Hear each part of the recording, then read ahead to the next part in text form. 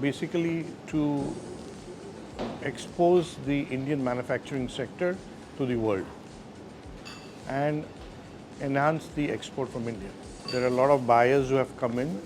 We are able to project ourselves in a right direction.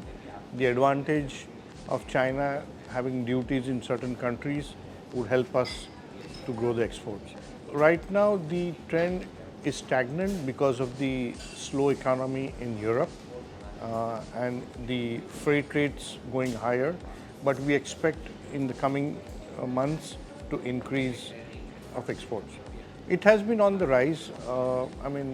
If you look at India, it has been growing, and worldwide plastic would be growing because automotive sector, packaging, everywhere plastic use is increased.